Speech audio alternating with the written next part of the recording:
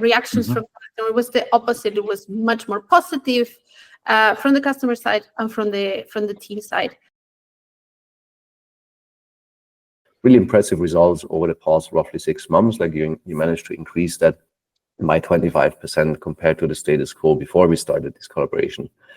Could you share a bit, Pilar, what's your job as VP Customer Success at Bexio? Eugene, what do you do at Bexio, like as team lead customer success? What were your challenges as well in the beginning? Like what made you reach out? Like what worked really well, and maybe what was a challenge during the always also a bit cultural transformation? And then also, who would you recommend embarking on like a win-back program, if you can call it that, and where to drive things internally and where also to like get external help to drive things forward? Sure. My job in Bexio is about activating the usage of customers, retaining customers, and then helping them grow with us. We do that through different efforts of customer success across the entire customer journey. So starting from onboarding, education, one-to-one, one-to-many, free, paid. So we put a lot of emphasis on education, identifying what are customers at risk, that they are not engaged, reaching out to that. And then, of course, upsell, cross-sell, to make sure that they continue growing with us, their new needs that they might have, integrations with our marketplace partners so they can have more and more functionality for their success as a business. And of course, customers that they have a bad experience with us or they are at the end of the life cycle with us, we also put a lot of effort on that, and we want to make sure that we are able to solve whatever problem they have. Even if the problem is external to Bexio, we are able to support them and make sure that they keep using Bexio, they are happy with us, and they stay as long as possible. Yeah, and you also mentioned like, hey, there was a bit of a challenge on like the onboarding works fine, and then just like also economically, like a lot of customers basically like for years they probably just renewed and it was a no-brainer, and in like 2024 that started to change a lot. Like somebody once said like customer success in 2024 feels like a hostage negotiation. So like, give me a discount or I will leave. Like Eugene, how did you experience that also as a team lead with like win-back rate? And for anybody who's like say like I'm afraid of cold calling, like it's a bit scarier to call people who want to leave already and tell them like no, stay. That's fully true. We're always like one of the biggest topics that we have with customers calling is always if the discount. Even happy customers call asking for discounts, which it's never easy to say no. So it's always trying to find the common ground with, okay, you're asking for a discount. But the other question more is, let me ask you back, are you happy? What are you using in Bexio? Why is the idea of always needing to ask for a discount currently around? Like, is the service that we have not worth the price that we're charging? And if you think no, then why? How can we improve? What can we offer? Or maybe it's you're asking for a discount because you're not able to take the full service out of Bexio, or what we can do, what the software can do. So it's very much always of not just trying to say no, but understanding the customer, why they feel like they need to ask, what is their business, what are their challenges, not just with Bexio, with the software, but also in their businesses. Trying to find a common ground of, okay, understanding, okay, that is your challenge, but hey, we have the following that might be able to help you or can help you. Or sometimes it's just they want somebody to talk regarding Bexio, and I think the trying to find the on eye level, the kind of a friendship, then you're able to solve the talk. Even when they're asking for a discount, you just talk to them and then everything is fine. They're happier than before, right. Not even needing to give a discount. Right. Yeah. I think that's such a crucial point you make there. Like, hey, they're just happy that somebody talks to them, like somebody takes them serious. I had a conversation yesterday with a customer success leader, and it's like, yeah, but most of them anyways made up their mind, and they will cancel, they will churn, and there's nothing we can do about it. So this sense of helplessness sometimes for customer success managers in 2025. And I pulled up like the original email that we've been in loose conversations since 2021. Like went back to emails. You mentioned like, hey, I'm currently looking to coach my customer retention team and turn them into a more proactive team in a communication and reach with our customers. Like, what was your key reasoning for like reaching out to somebody external out of your like relatively established and mature organization to drive that initiative? Well, we are also in a stage of the company scaling processes, scaling skills, knowledge, where it's also important to look outside to bring a different perspective, to get someone which is neutral to the situation to actually be able to look at it, give honest feedback. So sometimes when you are inside, you will always look at it from your own perspective. And the more you stay, of course, in the company, you more are set in your ways. And I think that's always important to challenge the situation for us. So it was very clear that we wanted to do this. We wanted to professionalize our processes more, the skills, like to bring them to the next level with the help of an external company. Yeah, love that understanding, because sometimes people say like, hey, but I told this to my people 5 times and they just don't listen. Like, well, because you first their boss, like second you've been like their friend more or less over years, and third like it's like, well, that's only like you saying that, not the market. I mean, Konstantin, I also brought you in as I see it, best fit for the engagement, because you always wear a tie and it brings authority. And like half jokes aside, but I mean, how did you experience Bexio's team also in terms of coachability and in terms of like driving change? Because that's the most fundamental part of that. It's not about like beautiful slides or so, right?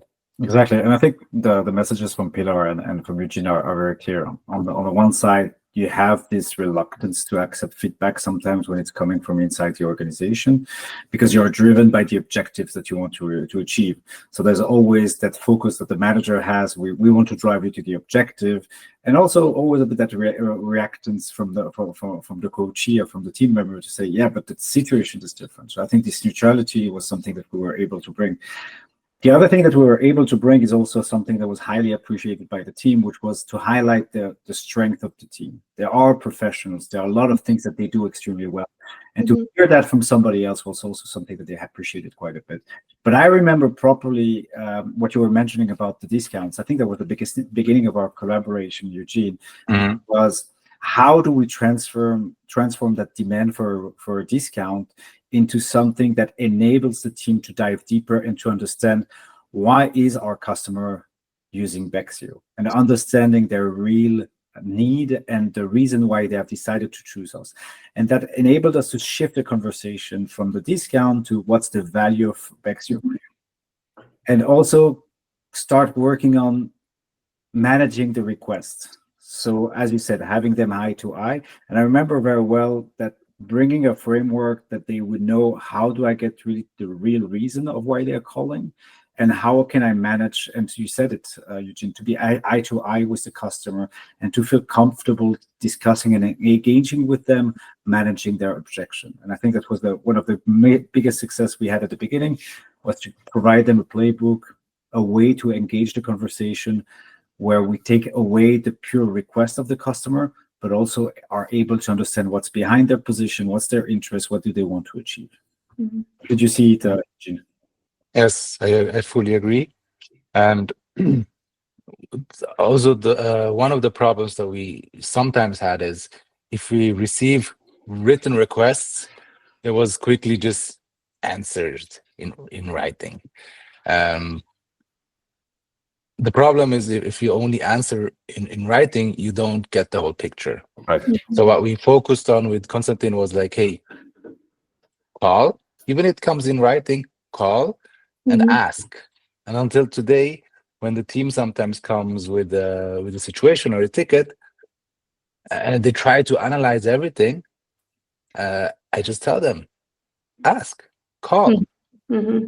It saves you so much more time. It's so much more friendlier, Mm-hmm. and you avoid misunderstandings. Mm-hmm. The phone is so much easier. Ask, call. You save so much time and misunderstandings. It's more human and it's far less crowded, right? So Sure. it's such a fun back to the roots movement right now that we discussed this in a briefing, right, for this. That like we all get too many emails, like LinkedIn is starting to become crowded. Like I get 4 calendar invites, like cold calendars, like which I didn't even sign up to. And I still pick up the phone. If somebody calls me, I was like, okay, like I appreciate you calling. I appreciate you trying to help me. Like you cannot, but let me give you a referral. Let me give you a positive feedback. Let me come back as soon as I can. And there's very close to 0 occasions where sending an email trumps picking up the phone in terms of like winning back customers, I think. And it's amazing that you made this cultural shift happen and that you committed to it, right? Also with the team. And you also miss the tone of the customer. Yes. So, yeah. So what is written feedback? It's good feedback, but a conversation gives you also the tone challenge. You get to understand it more. You can ask follow-up questions. You build really, like you said, Eugene, the real picture why this customer was struggling or what their business is struggling and what if there's something we can do to help. Yeah, I have a follow-up question, if you allow me, Manuel, but it was not a smooth ride. I mean, we had a very good collaboration across the board, but I know as well that there were moments that were challenging as well when we asked them to pick up the phone more often. When you look back at that excitement of the beginning, getting new tools, into getting into the discipline of increasing the number of interaction, and then finally, like really like in the last 3-4 months, like really seeing the results, how would you have described the ride from your side, Pilar and Eugene? From my point of view, I think what they were missing was the why. So it's not calling for the sake of calling, it's calling because we know the effect is different. It's different on the customer. It's also different for you, how you feel about those calls. Some of them are difficult to have. So it does have an impact, and that impact is reflected on the numbers. So we could see a trend. The more you would engage on the phone with the customer, the better results you will get. Lesser complaints, lesser negative reactions from the customer. It was the opposite. It was much more positive from the customer side and from the team side. But it was kind of like a little bit the why am I calling? It's just call the customer until like you understand, and then it's based on facts. So you can actually see it. Like sometimes it was about showing like, do you see it? It's clear. Like you increase calls, and the save rate for customers that then they stayed using Bexio went up.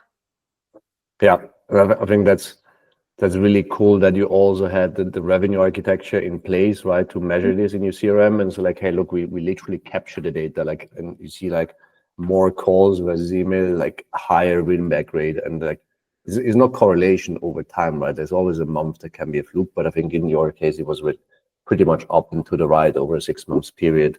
I mean, it's always like not linear, but that was really good to see, I think, also for the team to get positive reinforcement loops. It's like, okay, this actually works. It's harder, but like this phone first culture actually brings me results, brings me impact. How do you see it, Eugene? Yes, I agree. Coming back to Konstantin at the beginning, when we shifted the focus on the amount of calls that everyone does, it was a bit of a struggle. Like they didn't understand the why. So we really needed to show them the numbers, the conversion rates. But I also needed to make a mindset shift or a culture shift. Hey, it's actually also more fun. Yeah, having those discussions on the phone, like winning that customers, like he picks up, he's mad for whatever reason, and at the end of the call, you guys are friends. That's the fun part in our job. Like, or even the talks where you both don't agree, but you respectfully are happy at the end. Like we find a common solution. Like, it's not a perfect solution for you customer, not the perfect solution for me, but we agree on a solution. And that's the fun part. And you're not able to do that via email or tickets. That's only on the phone. And I think that was the beauty of the collaboration when I look at back, because we started with, like, as I said, it was started with like a big workshop where we looked at all of the tools. And yes, we had an idea of what we can change or shift, but we also realized over the time, and that's also the one-to-ones we had with Eugene, like to look at the impact of the number of calls, enabled us to identify this is the key metric that we have to double down on. And by doubling down on this metric, which was the number of interactions, we realized that we increased the chance of actually winning back the customer, which I guess from a psychological perspective makes sense. The more you talk to someone, the more friendlier you become, the more they know you, the more willing they are to listen to you. And I remember that was a big shift that we had to help them to go over the hump to say, it's okay to call one more time. Yeah, I think it's also frankly more human, right? Like, you experience transformation in a relationship sense, in like a sentiment sense, and you just never do that. And I've seen so many sales development reps and salespeople burning out in a remote first world, and it's just like they have like a team lead that just tells them like send like cadences, send 200 emails out of SalesLoft or whatever. And so like, hey, this doesn't make sense. Like, I'm not a machine. Like, I'm just sending emails, and like I don't know who these people are. I never speak to somebody anymore. And like, I went into revenue to have human conversations, and I'm lacking that. So once people overcome, like, somebody doesn't kill me once I call them, like, oh, that's actually nice speaking to human beings. That's what we built for as Homo sapiens. I think that was for me, that was the most beautiful thing to see in a collaboration. Yeah, I think so too. And I think it's part of the culture. I think for companies like us, or products in the similar industry or price range, it's not so common to be so much in contact with the customers. It's part of a little bit of the culture. We try, of course, internally to simplify or automate our own processes more, but this is the part that we are not for the sales part, to then onboarding, retention. Like, we keep quite a lot of heavy contact with customers. It's kind of like we're proud of that. Exactly. I think we had this image of your team being this rescue team, coming with the helicopter, with the sales contract being lost at sea, and your job is to save the work of the entire organization, the salespeople, the development people, to save the collaboration and bring it back home. And I think we mentioned at the beginning this why moment, and I think that was something very, very important. And the other thing, I think we also realized that we used two tools, which was the bell to celebrate wins, and then the punching balls to celebrate bad customer discussion, because we know in this mass business that you are in, we will always have some bad apples that are going to treat our teams not very nicely. And I think it was very important here to recognize that that's part of the job, and it's not an easy part of it, and we have to accept that's part of it.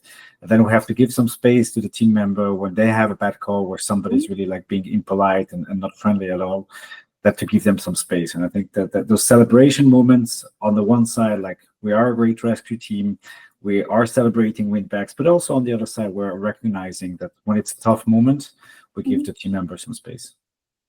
Yeah, and I think it's important that it's also not a personal thing. I think at the most of the conversations they had before was like, it's a personal situation, where it's like there are many factors why a customer of any company might not be engaged with the tool.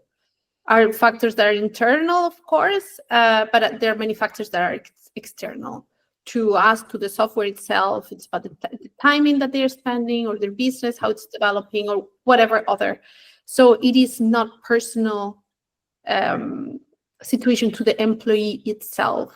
It's about what you said before. Just find the common ground, find the solution with the customer, from not taking it as a personal thing. Yeah, very much so. And I think that's an interesting point you mentioned there on like mental well-being and mental health of your team. We see that increasing, like started 2024, like it's increasing right now to everybody comes like they write the business case with SalesPlaybook. It's like we need to increase metric X, ARR, sales velocity, win rate, deal size, win back rate in your case. And everybody's feedback like is at one point like, hey, that's great. And like the 25% win rate increase or like win back rate increase are great. And that's like the headline of this, right? But it actually is really useful to like keep team retention and productivity and health from a human perspective. And then people don't burn out like in this really rough market environment. It's rougher than like the 15 years before, quite frankly, right? I think the team really enjoyed this process. Yeah. I mean, they are a great team. They were also open from the beginning. They valued very much the process with, of course, you have the hiccup. Oh, why are we doing like that's more the details, but the overall, I did not feel any pushback on the process itself. It could have been pushed back on a specific area of the teaching, the development, and so on, which is totally fine and understandable. But the overall, it was like, oh, cool. Yeah. They were super engaged. Mm-hmm. Yeah, we are investing on our skill. Like I think, I mean, they are a great team, but also that part was also nice. You can, of course, disagree with specific points during the, but overall, even to today, everyone really enjoyed the process. I actually just did the yearly reviews with the team this week, and Konstantin was also in it, like he's also mentioned. And they had mixed feelings because it's like, okay, someone externally is coming. Is he here to check on us? Are we not doing a good job? But they're very, very happy to hear, hey, I'm actually doing a good job. Like, especially coming from someone external, like hearing that, everyone was happy. So this is we tend to forget to reinforce the strength. We always aspire to like get better and like even like enhance the skills and super develop, which we did. I mean, this is not something that we didn't do, but I think we tend to forget to say, hey, this is what you're doing well. Keep doing that. Like that work, you need to keep it because that's what makes you a great professional. And you have a professional team. You have like high quality people, and yet we still wanted to do more. So we had to highlight what they do super well, and then give them keys to try something new. Yeah. On that note, who would you also recommend working with SalesPlaybook on such a customer success challenge? Like, who would you also maybe not recommend it? So it's like, hey, like our team is zero coachable. They will not pick up the phone. They don't like people in ties. The last part we can change like on demand, but that's a difficult question, to be honest. I think it's important that you know what you want to achieve. Yeah. And you are in a place where you can achieve it. So have a clear goal of where you want the help with flexibility, of course. In our case, we knew what we wanted. We were flexible about the process, how to get there. So we did from group workshops to pair review coaching to individual coaching. So we went through different phases. So in the process, you can be flexible to get there. And that's why you have professional that helps you with that. But have a clear goal of what you want to achieve. Yes. Otherwise, if you're not clear, the team will not be clear. It will not be a satisfactory collaboration for anyone. It will be something that you did. I would say that you should have a problem or a need, let's say specific, that you want to fix. And then it's easy. Yeah. I would not be able to say not this type of companies or not this type of industries or it depends on the need. I love what you just said on that, because I always love if like a prospect comes like with one lagging indicator such as ARR or booked revenue, like win back rate, and then like one or two leading indicators and one or two like symptoms. It's like, hey, we need to fix win back rate, and like the challenge is call volume, that we establish this culture, and the other challenge is like how we have this conversation, like velocity between incident and resolution, for example, because then we can be very specific. Like, okay, let's find the best way.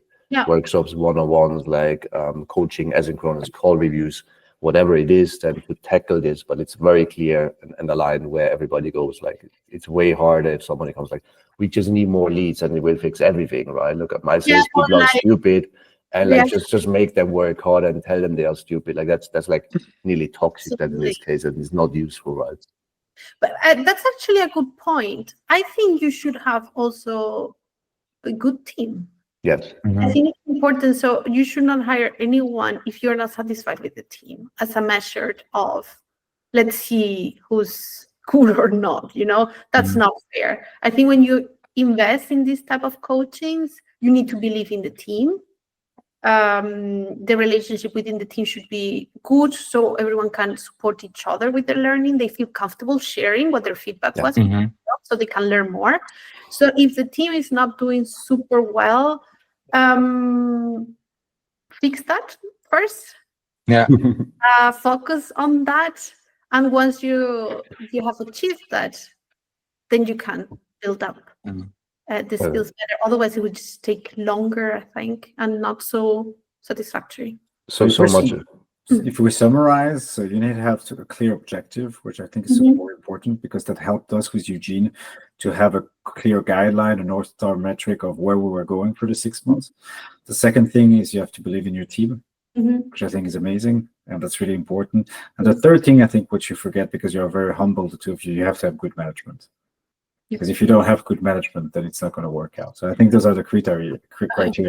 And if you have those, then we can talk. But otherwise, it becomes difficult. And also the notion of psychological safety, right? Because I mean, constantly we'll always ask team members, like, send me your worst call of this week or this month, or send me your worst call ever on this use case. And I think you did a great job as leaders, right? To tell people, like, when people look back, like, really, will you fire me if I do? Like, if you discover I messed up, it's okay. Like, we're here to get better. We have a learning culture and like a failing culture, in the sense of, like, let's make mistakes. Let's fix the mistakes. Not, or if you ever like tell somebody the wrong thing, if you ever don't win back somebody, like, Constant is basically here to audit you, and if you fail, like, I will let you go. A version like Constant is here to help you make better. It's an investment into you and developing you. Yes, it is. But that goes back to point number 2: believe in your team.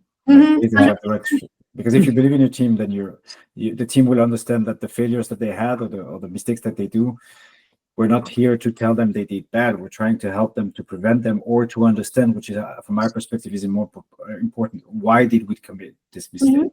Like, why did it happen? Because if we understand the root cause of it, then we can help them go over and not having them anymore. And also them being honest, because I think Constantine, they also gave you feedback directly sometimes. For sure. Like, I'm not sure. Indeed, are you sure that this? Yeah, for sure. They need to also feel comfortable giving you feedback. And I think that was for me a high level of engagement. So I remember, like, the third session we did on site, we did, like, again a session of 2 hours of calling the prospects, and it was amazing for us because we increased, like, significantly the number of calls we were able to do in 2 hours versus the first time.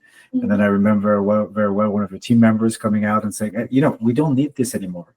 We're just so good at it now. And I was like, yeah, it's because we're doing it that you're so good at it. So that was great, and that was good feedback, and they were not shy of telling us, like, I disagree, which is very. I think it also helps that the team itself has a very strong bond.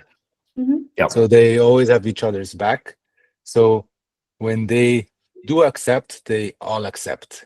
If they do challenge Constantine, they challenge the whole team challenge. It's like they're one. I think, which makes it a lot more easy. Exactly. And fun and, like, purposeful. In sense, like, if you have engagement as we share things, and, like, we ask, do you have questions, like, do you agree? And everybody, yeah, you're the experts, you agree. It's actually less fun and like less engaging than if people's like, on 2 out of 3 yes, on numbers 3 no, because of in our companies like that, and then we have kind of a conversation, right? And that's where the learning and, like, the transformation actually occurs. Hey, thank you very much for sharing these really deep insights into your transformation. Congrats on a call first culture, like on a psychological safety culture as well, where people can learn, they can get better, and on the resulting outcome actually of, like, plus 25% win-back rate increase, which is fantastic in these times, right? Thanks so much for sharing. Thank you very much. Thank you.